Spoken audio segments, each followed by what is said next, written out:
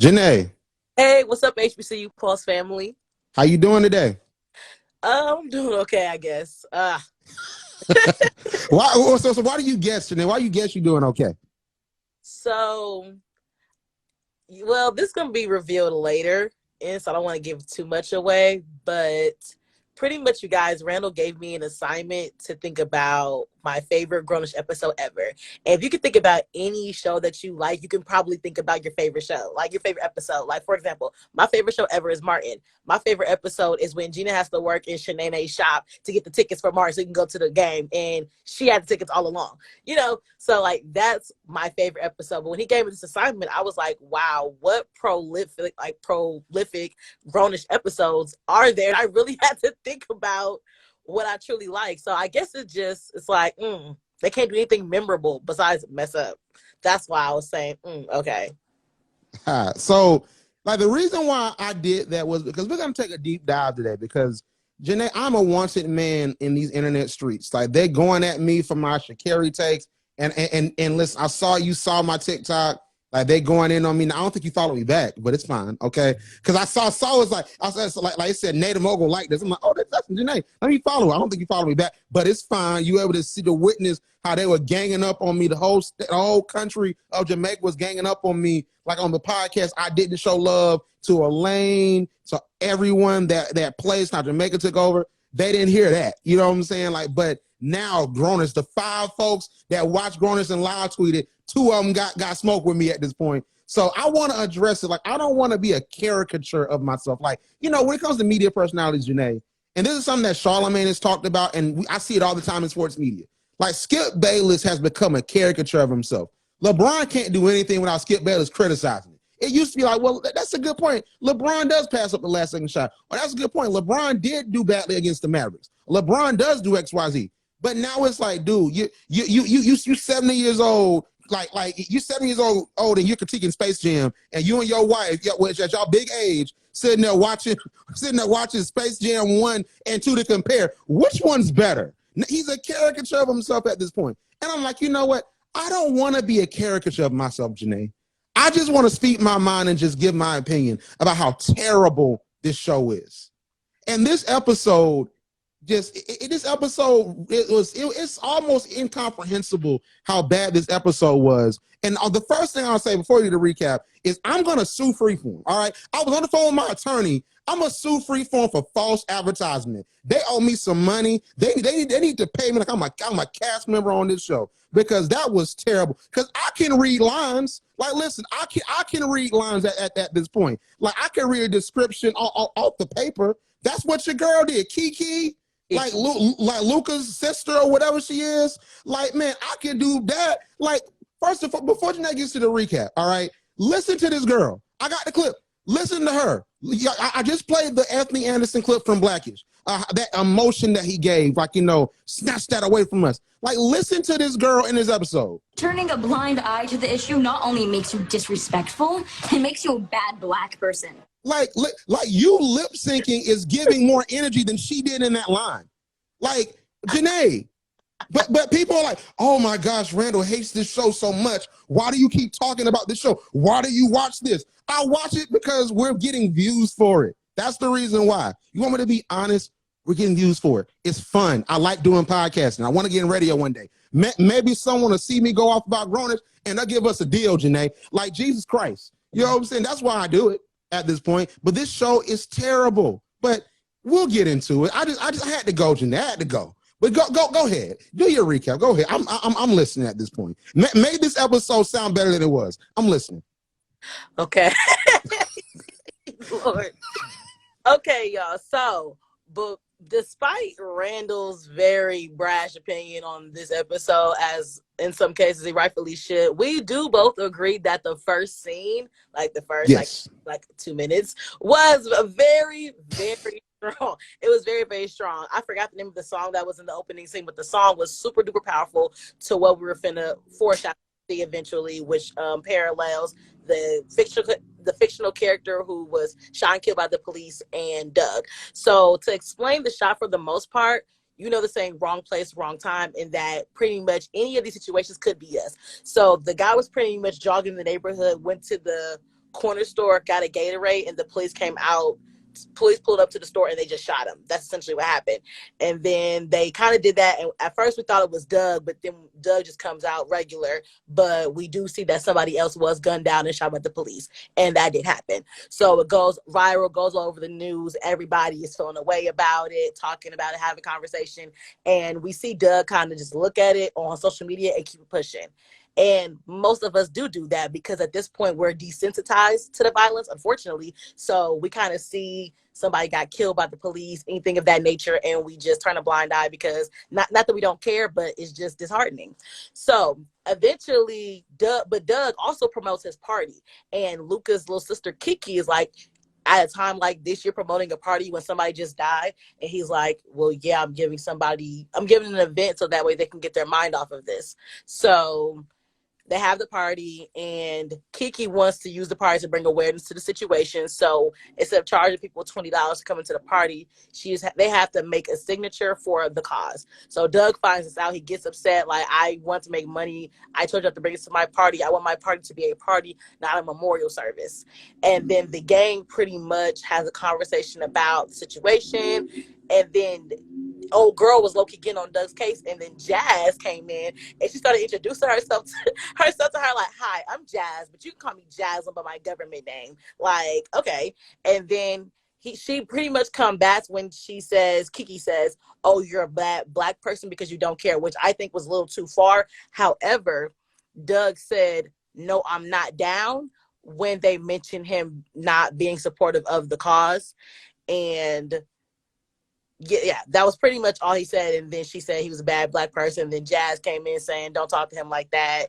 You don't have a right to say that, which is true, because like you can't really describe what is black or what's like, just because somebody isn't fighting in front does not mean that their fight for civil rights or civil justice is any less. There's not in the front like that. So that was pretty much the first half of the show. Moving on to, I forgot to mention, moving on to the second/first half, which was pointless. That's why I forgot to mention it. So it's Javier and Anna's anniversary. He got her a watch. She loved the watch. He linked at Vivek. Anna's like, why did Vivek wink at you?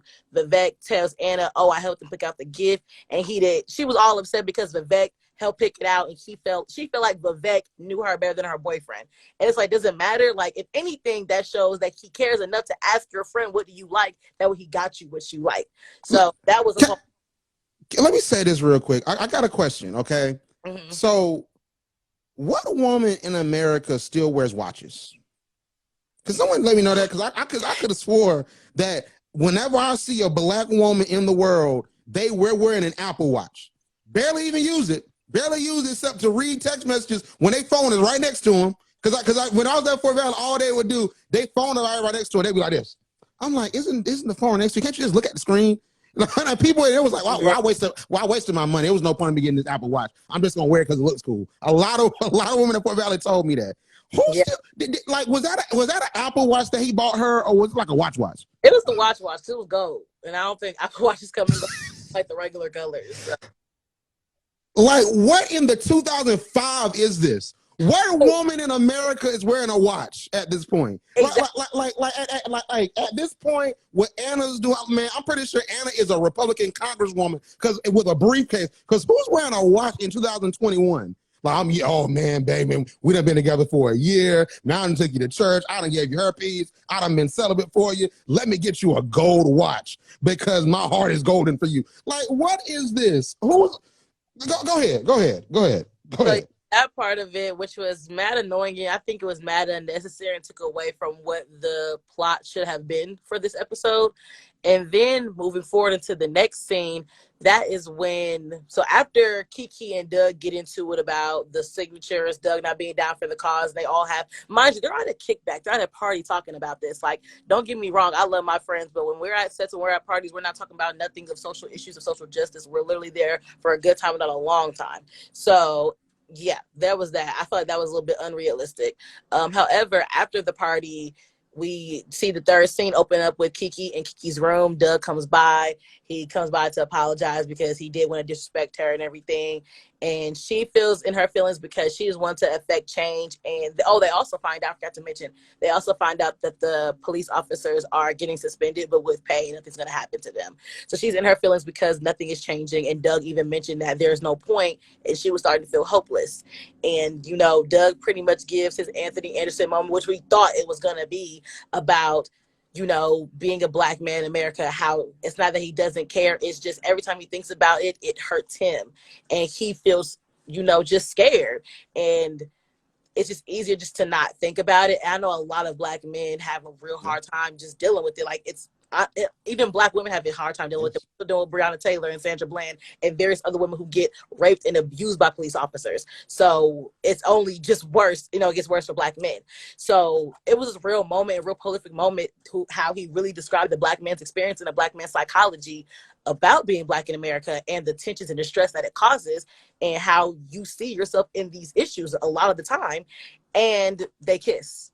Like she just kisses him as he's explaining his emotional issues. Imagine explaining your emotional baggage to somebody and they try to kiss you as a result of you explaining your emotional baggage. But also, Doug is a man. Now, if that was a woman you're like, what are you doing? But a man is like, especially with someone he's clearly attracted to, like she just kissed him. He like, oh no, that's straight. All right, yeah, I'm a good black man right now. Even though I guess any man would have just did it, it takes away from the whole prolific moment and the fact that we're talking about a sensitive situation. We're talking about your psychology, your emotions in the situation, and you being vulnerable right now. And that's the time for me to kiss you is when you're talking about something that it was bad writing, but I will give it this. Like the look is like, huh? Like, because Doug was like, wait, what? And he was like, oh, you good? Like, what I'm saying? It's like, he's attracted to her, cute girls. So it's like, I mean, it is what it is. Like that's a real other thing. Like I doubt in real life, Adele would have been like, oh my gosh, you're such a coon. Why did you just kiss me as I'm talking about my experience as a black man in America? That wasn't gonna happen. In real life, would have went a whole other place. You know what I'm saying? Like they would have done some revolutionary stuff that night if it was real life. You know what I'm saying? Like, but of course, this is a freeform show. This ain't Power Book 3 Raising Canaan that's turned into a porno on Pornhub at this point for Power Book 3 at this point. So we're just saying that. We know it's not that.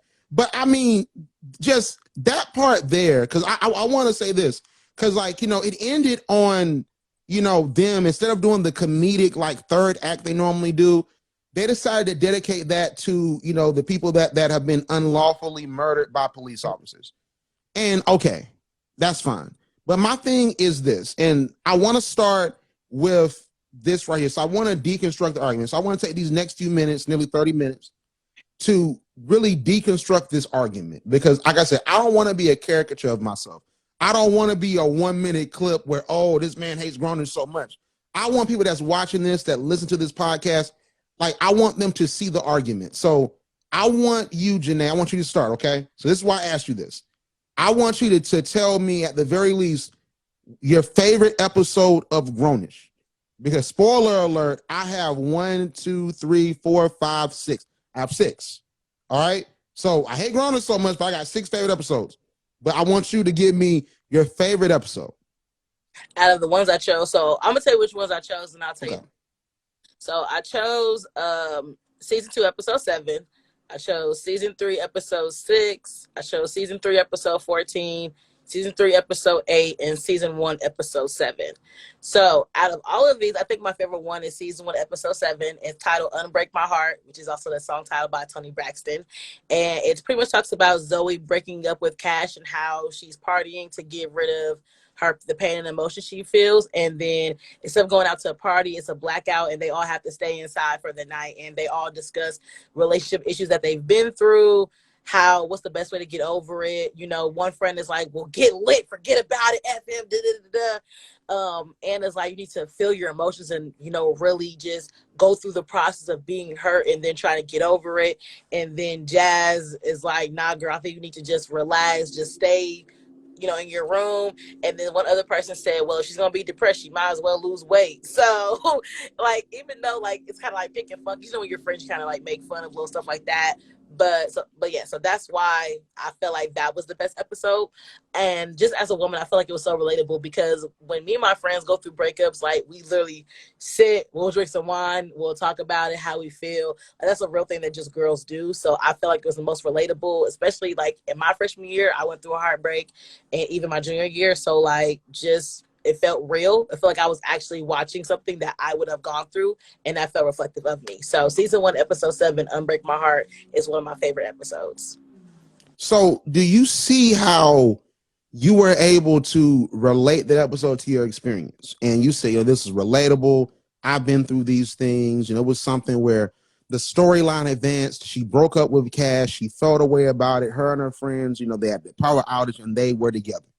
You see how you're able to come to them and say, hey, this is how I relate to this moment. This is how it connected with me. I had a breakup my freshman year, my junior year, and I related to it.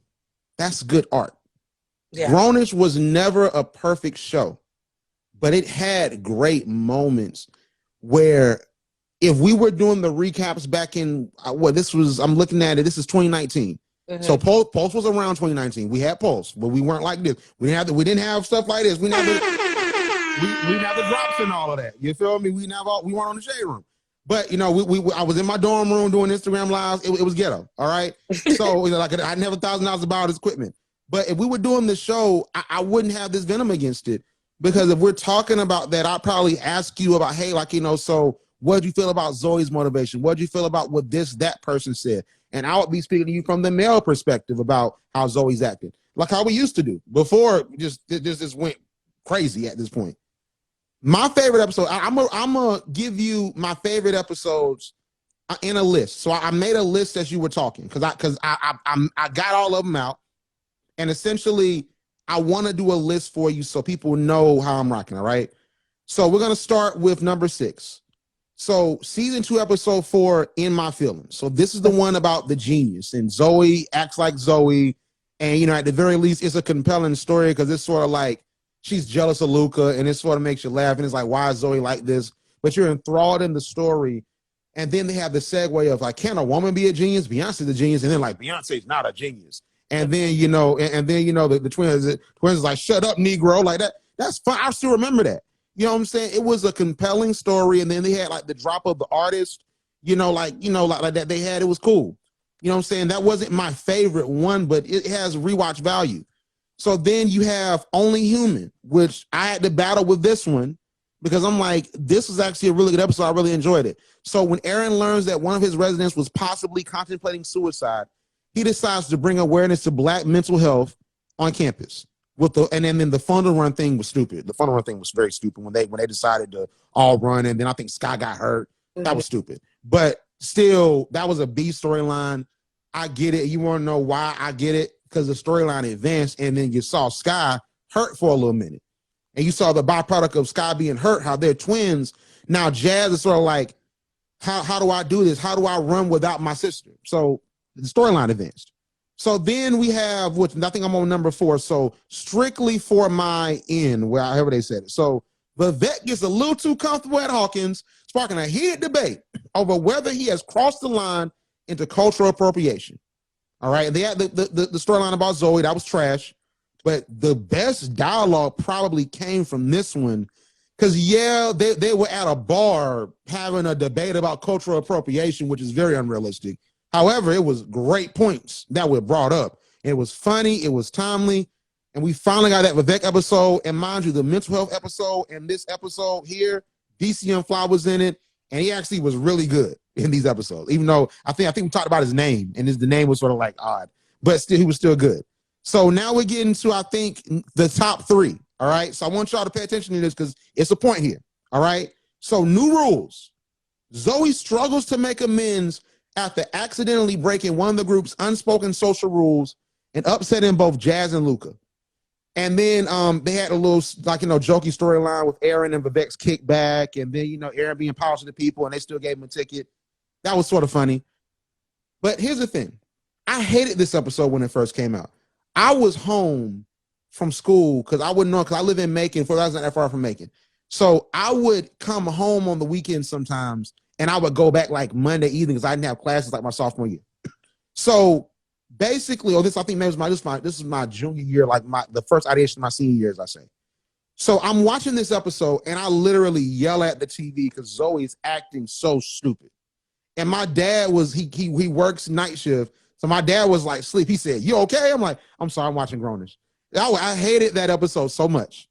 But watching it again, Jenae, people do that. There's so many stupid social rules that people place on this generation. Whereas like, oh, you don't react to my text message. That's not a response. Like, am I supposed to keep texting you forever? Like, that's a stupid social rule. So I'm like, you know what? This episode was relatable. I feel it now. I watched it again and I'm like, you know what? Am I still upset as always? Yes, she acted very, very privileged this episode, had a panic attack over a cell phone, and Luca swoops in and saves the day. But still, I like the episode because it's like, you know what?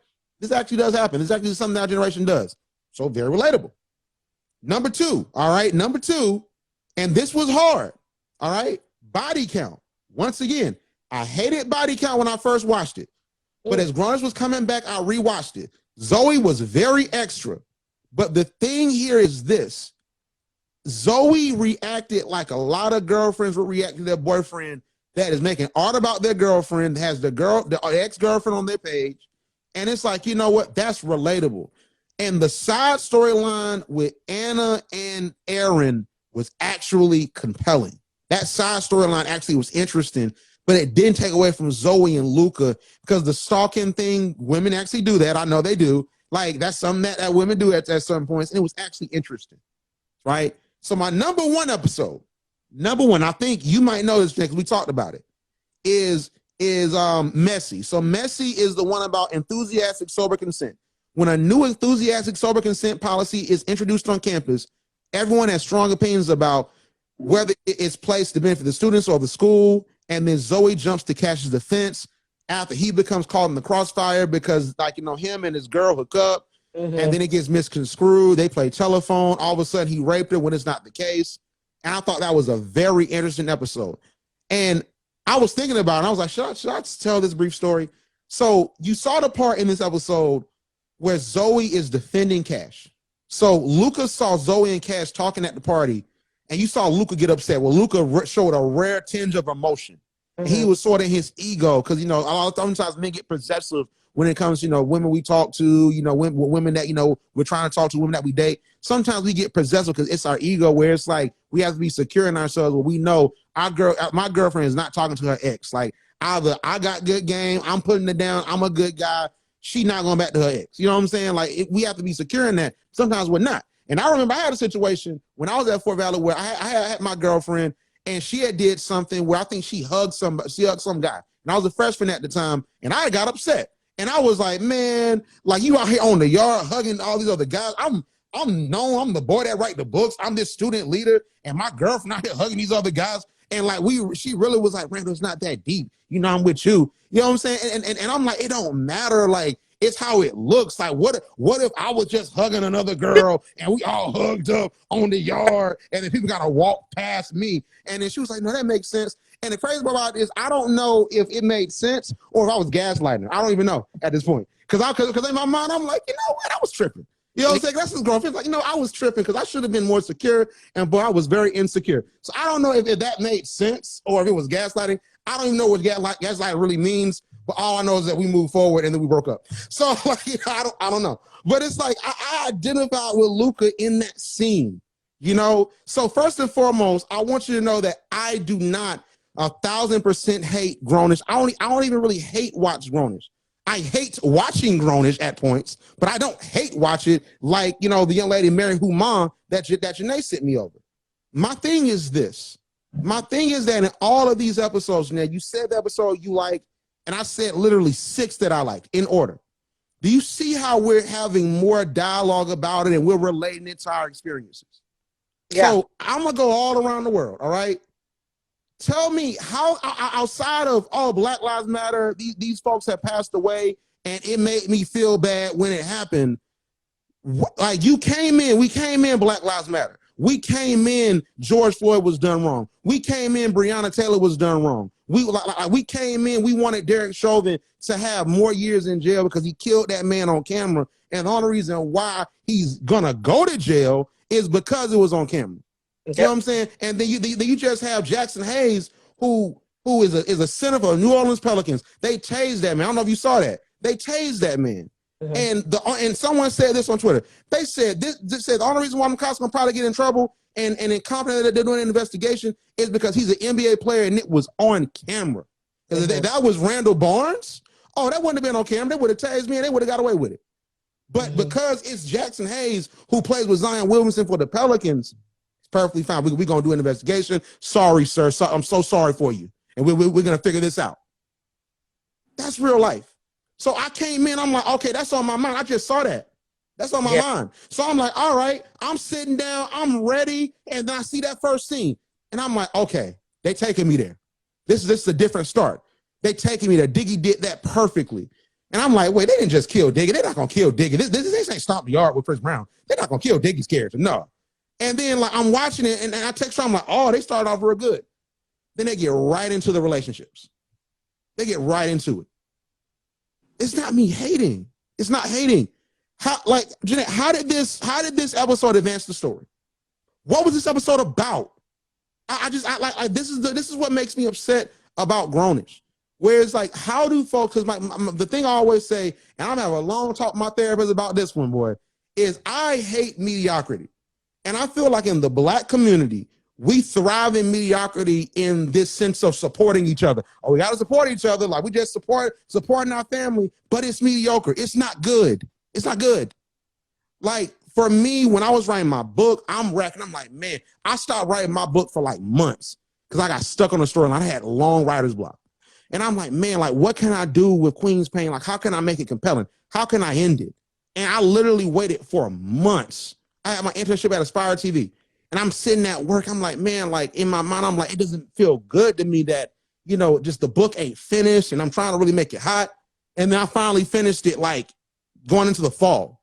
And I'm like, normally I pop out a story like that. But it's I had to wait because I couldn't feel it. And it's like, because I wanted to make it something, I didn't want to cheat the process. I wanted it to be something that was real. We on Pulse, we doing these graphics, we doing all this different stuff. I'm trying to operate in excellence. I'm trying to make sure people know we are even doing this. We ain't just talking like, oh, this, that. We're deconstructing the arguments. People are watching us. People are listening to us. I do not like mediocrity. And what Grownish is a mediocre show that has been allowed to be mediocre because all these girls love Yara. We love Yara. All y'all girls, y'all think Trevor look good to y'all. Y'all been loving Diggy the whole entire time. So since y'all think Diggy looks so good to y'all feel like, oh, I'm just gonna watch it because I like Diggy. I have a crush on Diggy forever.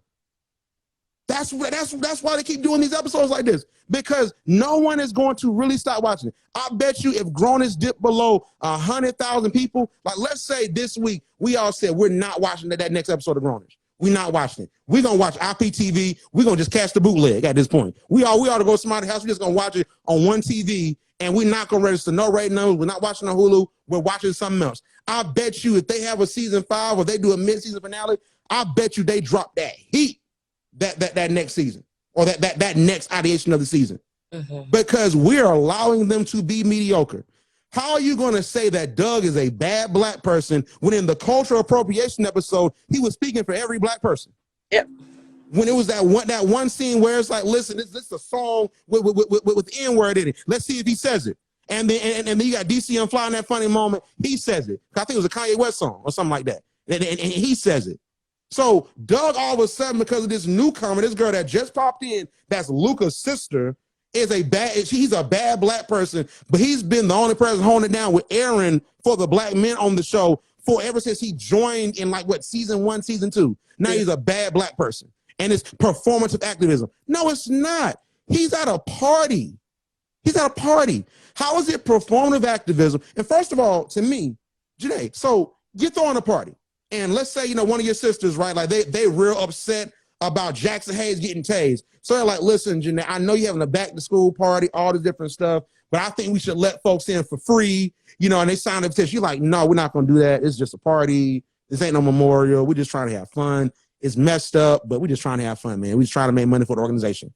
And then your sister is up there, You get signing, they sign a petition, go to change, let's go change.org, and you get in the party for free. And you find out about it, people ask for their money back. How would you feel? Oh, I'm gonna have an issue with it. Not about the issue. Of course, I care about the issue, but just because of the business person, like, we're here to get this money, we have trying to have this event, and that's that. Now we could talk about having a separate event to, you know, celebrate or recognize the, you know, but that wasn't the conversation. That is what I'm saying. So they made it seem like, to me, they made it seem like Diggy was tripping. Yeah, I didn't feel like he was wrong at all. Like, he wasn't. The only thing that sounded wrong was, no, I'm not down. Jenae. Nana, move. Uncle on Nana, move. Thank you. Listen, you see that? See, that was more compelling than Grown-ups today. I'm telling you, you saw that dialogue. Like, listen, like, so you just saw Jenae and Hernanda came in. So listen to what old girl said. Turning a blind eye to the issue not only makes you disrespectful, it makes you a bad Black person. Wasn't Jenae to Hernanda? Did she get more emotion? All right, this is what I'm talking about at this point. But keep going, Jenae. Keep going. I'm listening. At this point. What was I talking about? Hold on, let me think. Hold on, we were talking about how terrible this show is, and we were talking about that moment with Doug. You said you didn't disagree with Doug. Like, you thought as if she was wrong. Yeah, I definitely did not disagree with Doug, just because even, I hate to say, even sometimes I get desensitized to a lot of information. Like, somebody will say, oh, did you hear this person got killed? I'm like, oh. Like, I literally look like that, and it's not like I don't care about the situation, care about the person, about another Black life, or anything of that nature. I'm tired. I'm sick and tired of being sick and tired. Even when George Floyd was going on, I took a social media break because I was tired of doing all of that toxicness and negativity, not because a Black life being gone is toxic, but the situation, the sadness, the thinking, like, we have brothers and uncles and stuff like that. It can be them, you know? So it's a matter of, sometimes people just don't need to deal with all of that. Exactly. And it's like, they made it seem like Doug was even wrong for doing that. Bro, it's just a party. Like, only on Grownish is folks at parties having whole Harvard debates. Like, yeah. Oh, like, I don't get it. Like, Jenae, like, are you at a party, like, talk to your sisters about you know what the plight of Black women in America? Like, are you at a party talking about that, Jenae, or are you partying? We're definitely partying. Now, of course, in like our own immediate circles, we do have deep conversations, because we are well-rounded college people. You have deep conversations, but you typically have them either in a class setting, if you're just chilling, eating some food, and y'all just happen to have a conversation, or you see something, or literally something is brought up to where that is a topic. But when we're at sets, when we're at a concert, when we're doing Geek this homecoming week, we're not having no prolific conversations and debates. We are simply having fun.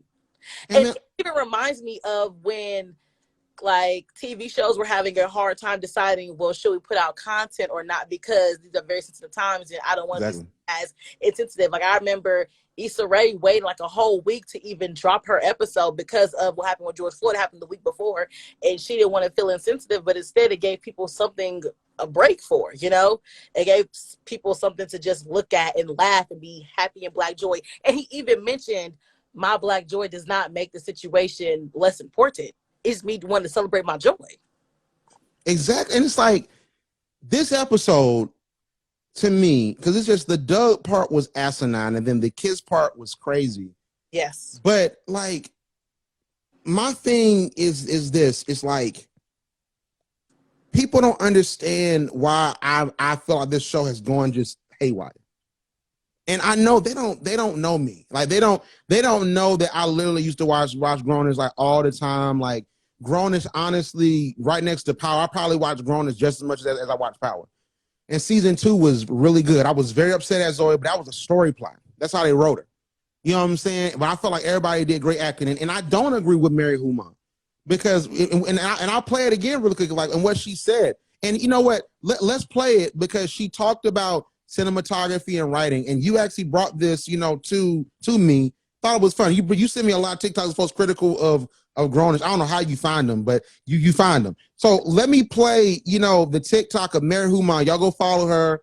Like, Mary Human talking, like, giving a satirical take on Grownish. I've been seeing a bit of TikTok discourse on the show Grownish and how it's not a good show. And I just had a couple quick questions. So, like, what makes a show a good show? Is it the writing? Okay, Grownish doesn't have that. Is it the acting? Fine, you got me. Grownish does not have that. Is it the directing, the cinematography, the casting? And you got me there again. Grownish does not have any of those things. But do you know what Grownish does have? Vibes. And that is difficult. You cannot find that in a script anywhere. You cannot direct that. And do not get me wrong, I understand the critiques completely when people are saying that we need to lock Kenya Bears up and throw away the key. I get it, I really do. But when I watch that show, I feel brain dead in the best way possible. I've reached a new level of hate watching. I am practically levitating when I watch that show. Like, just the way that she broke that down was so interesting, but I disagree with her on this. And we talked about this, and I'm gonna toss it to you because you get into I'm more so the content guy, you're the presentation woman. So the cinematography is great on Grownish, and I think the acting, they're doing the best with what they have. Because even Diggy, he was a standout in this episode, but he was not working with much because they wanted to sort of sexualize him for the girls watching. They didn't want to give him a serious scene. So even the acting is fine. Like, I think that, Trevor does a great job. I think that Diggy's not an actor. Diggy is a celebrity kid that can rap that all the girls like. Now he's like an actor. You know what I'm saying? I'm like, cast him in more stuff. You know what I'm saying? Like him and Joey Badass, from rappers to now they're acting. They're actually doing a really good job. Joey Badass on Power Book 3, Raising Kanan. If y'all have not seen him on Power Book 3, Raising Kanan, he wasn't really on this last episode except sort of driving by. But the first 2 episodes, go watch his performance. Like, literally, I talked to Shelby, and I was talking to her about, yeah, Joey Badass is in Power Book 3. She was like, he is? I'm like, you know what? That's how good he's doing. You don't even know it's him. You know what I'm saying? Like, that's how good he's doing. So it's like, he's doing an amazing job. So Diggy's killing it. So I don't think the acting is the problem. I don't think the cinematography is the problem. Like, I think the problem is that they feel as if they're writing for 5-year-old girls. They feel like, oh, all these kids like is sex and boys. So let's get Trevor, let's get Diggy, and take Diggy's shirt off. Let him jog and get sweaty. Like that literally is what they're doing at this point. Jenae, like that, so I don't agree with her saying the cinematography is bad or the acting is bad. But I agree that that makes your brain. I lose a couple of brain cells watching this at this point. I forgot how to speak after I finished watching Grown Ups. I was like, I had to regain my words after watching Grown Ups because I'm like, geez, Louise, this is a terrible show. But what do you think? Do you agree on that point that I'm making? I definitely agree. And I usually give the show high ratings based on writing and cinematography just because I'm that much of a TV person, even though I definitely believe the content and the context of whatever you're producing and writing should be reflective.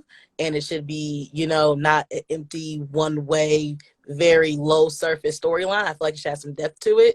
But that's what I usually give the higher points on, is their writing and cinematography. So I definitely disagree on that part. But everything else I can't necessarily argue with because we've even had these conversations about how it's low-key lackluster. So that leads to the rating. So for me, this episode gets a 0 out of 10.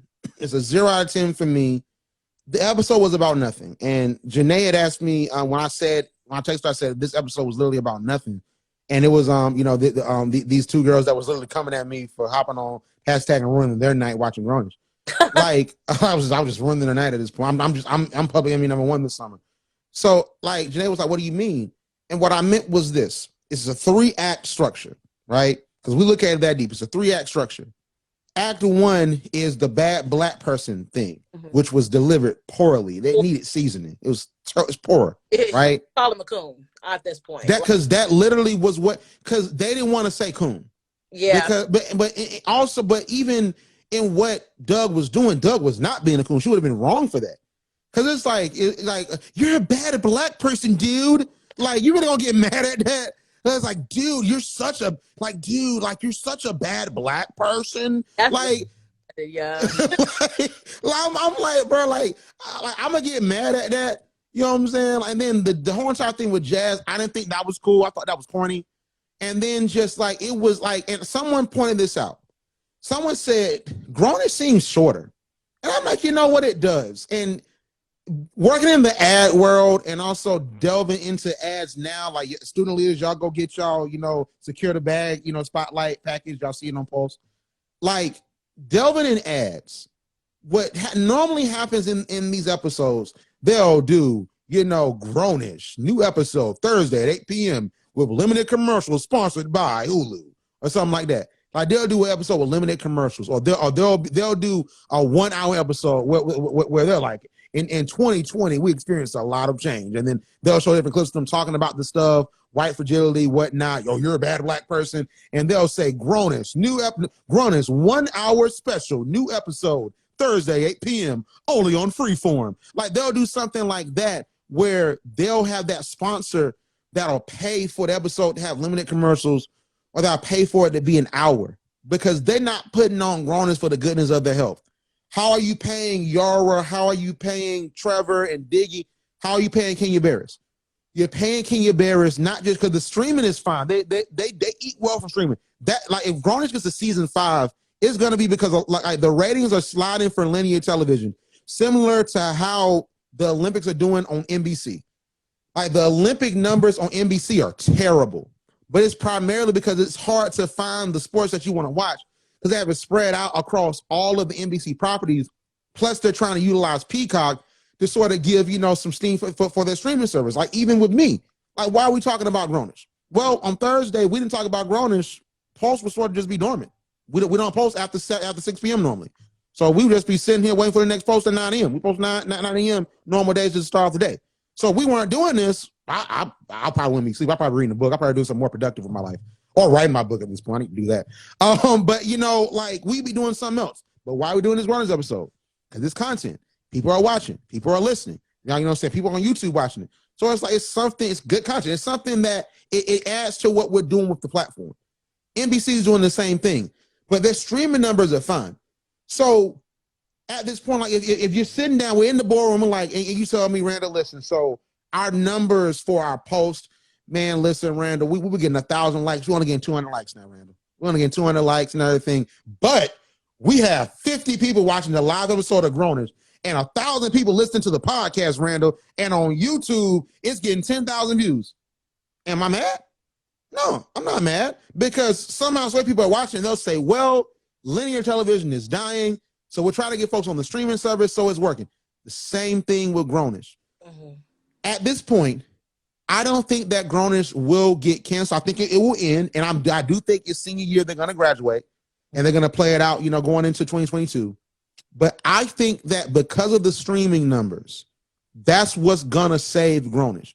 And to me, that's the consequence of mediocrity, but having folks you like within the mediocrity. That's why it's hard to support this show, because it's like the ratings are sliding. It's not getting a lot of social mentions. But if Jenae has a meeting when she's back on campus next week, and I miss Grownish, and she watched Grownish on Hulu, you're helping the mediocrity. You know what I'm saying? Like, you're helping it because I forgot to watch. Let me go watch it, because it's getting good numbers on Hulu. And guess what? We can't find those numbers, and I've tried. Because I want to present the full story. If it's getting 5 views on Freeform, but everybody watching on Hulu, I would say that. I'd say it. But I just like it's just like this whole story was trash, but it's going to continue to be trash because people are watching it on streaming and they're boosting it up. Oh, this was such a great episode. We have to mourn the folks we lost. At what point were we talking about the folks that we lost? Jenae, what was the name of the guy that got shot? What was his name? I don't remember, actually. You think? And it was 2 of them, too. It was 2 people. It was 2 of them? Oh, my God. It was 2 of them? Yes.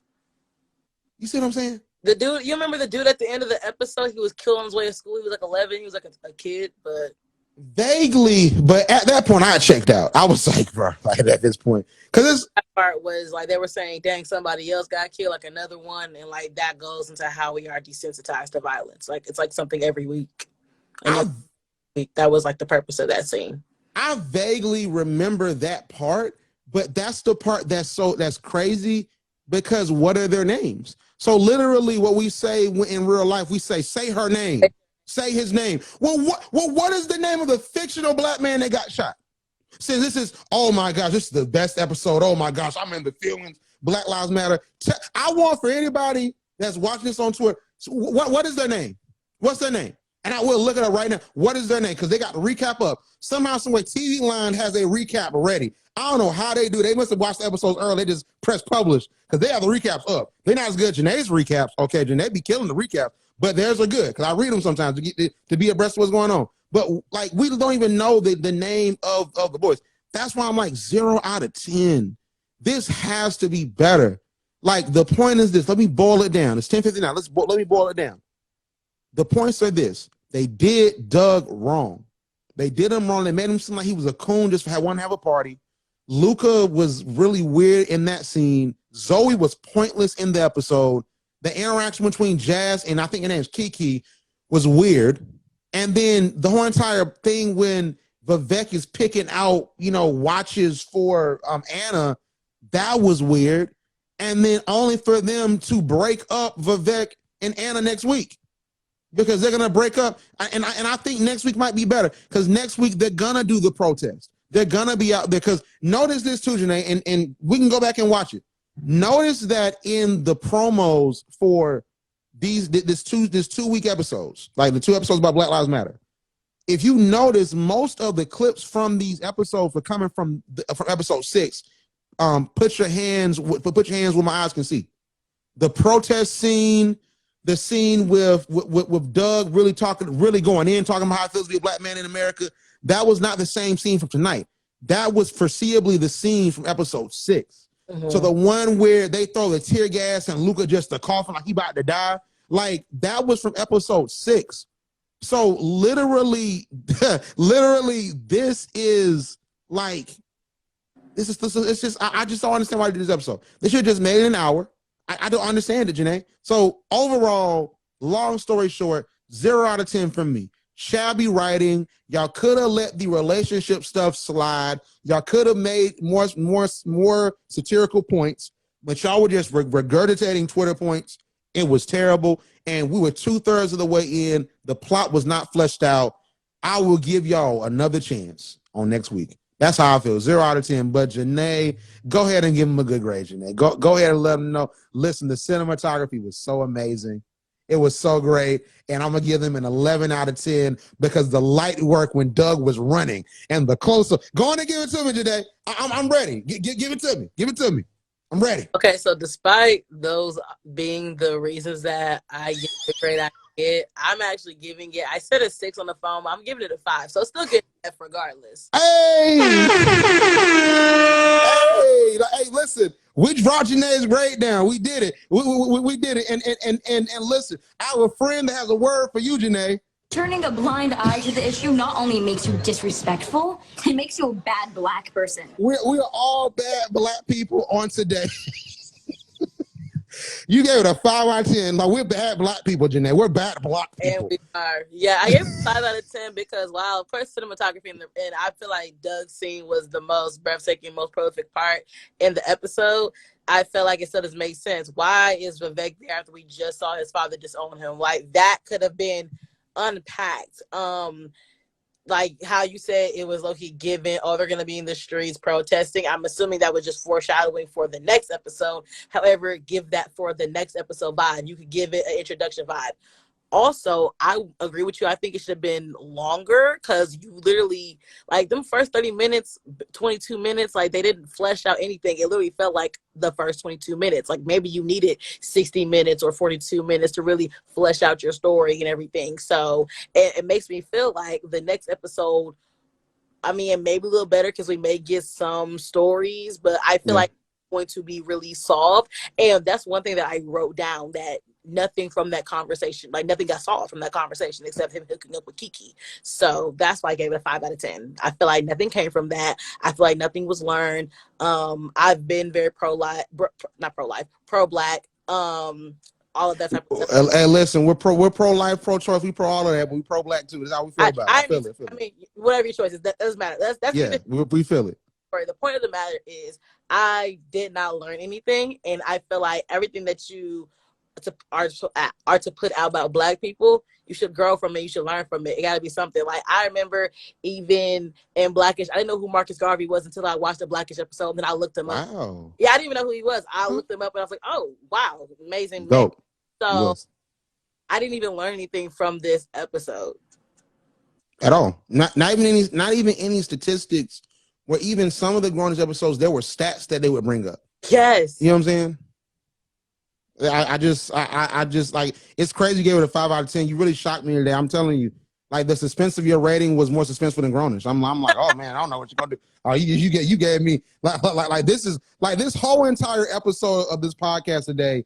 We went through plot points that Grownish didn't even do. We had the beginning, we had the issue, we had the middle, and then all of a sudden you had the climax where it's like Jenae's gonna give it a good grade. Now I'm gonna give it a 5 out of 10. Like, oh my gosh, and you know, in Disney movies. Like they had the Avengers movie with Thanos and they all came back and it's like dun dun dun dun dun dun dun and they're like Avengers assemble. That's how I feel right now. I'm like, man, listen, both assemble. We are assembling against this terrible show because we are bad black people out here in these streets. All right, we're just terrible black people that just aren't supporting our people because we don't support mediocrity at this point. I guess that's what we are, and I'm public enemy number one at this point. Cause I just like I like in general, I hope that next week is better. I honestly do, but I think that because here's the reason why I think next week will be better. And then we'll end it with this. Next week will be better because they have a relationship that's going to interweave into the social issues.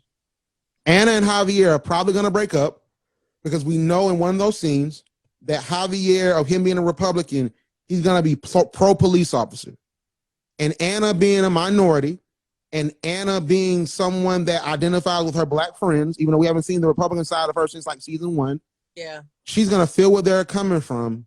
And they're going to have an issue with like the whole entire thing of defund the police. Javier's not going to like that. And then Anna is going to be won over by probably like Aaron, Doug, Jazz. And then they're gonna have a rift. They're gonna have a rift over that. I think that's gonna happen. I don't think they're gonna break up because of the watch. Now, knowing Grownish, they're gonna break up. They're gonna break up because of the watch. Whereas, like first and foremost, you support the police, and then you got me this watch, and you didn't even ask me what I like. I'll break it up with you. You know what I'm saying? Like it's probably how it's gonna be. But I can see them, getting into that where it's like, that wasn't cool, like how you did that XYZ, and it's like I don't believe in defunding the police, baby. And then, like, they're gonna break up off of that, and that's gonna be probably a compelling storyline where it's like, well, it gave us something. I also think another compelling storyline will be Noni tackling her white fragility. I'm definitely curious because they show clips of it in the promo. Granted, I don't have any white friends, so I don't have these conversations. I don't know what it's gonna look like. I'm not gonna lie, I haven't had a white friend since high school, so I don't know. But I'm curious to see it because I did a research project white fragility, but it was in the TV space, like Hollywood TV space though. So it wasn't really in this context, but I'm still curious to see how they're going to tackle it. I have no faith in that because when I saw, because how the twins used to talk in unison and she said those people, they were like, those people. I'm like, no, they're going to do like, because I knew that the bad black person soundbite, when I heard it, I knew it was going to be corny. And when I saw that, I'm like, yo, this is going to be mad corny. Yeah. So I'm like, yeah, this is probably going to be corny too. And then now we're forcing Zoe to be nuanced. And also let's not forget that they took it out the promos where they tried to turn it into a serious like slate of episodes. But they had the thing where Zoe said something that was powerful. And then Jazz said, Aaron's dropping that DM, that knowledge. So it's like they're gonna do that. They're gonna be jokey this next episode too. I'm not saying turn into Law and Order or Scandal or Power. I'm not saying just take the comedy out of it. I'm saying that y'all are better than this. You know what I'm saying? And really hope when Anthony Anderson did that thing, Jenae, like I still get chills. That's all I wanted. Is that Jenae? Before we go, is that unreasonable, Jenae? Am I being unreasonable? Please, if I'm being real, let me know. All I want is just good writing and just good. Like if Grownish is not going to be comfort TV and you're going to confront the issues, confront them. Yep. You don't got to be a different world. You don't got to be that. That's fine. The different world is 1 in a million. Mm-hmm. Just be Grownish, but be Grownish and not be mediocre. Like operate in excellence. And just right now they're not. Am I being unreasonable saying that, Jenae? Am I being a hater? No, I don't think you're being unreasonable. I don't think you're being a hater. I think we are just standing on what we said about holding Black creatives accountable for the content they produce.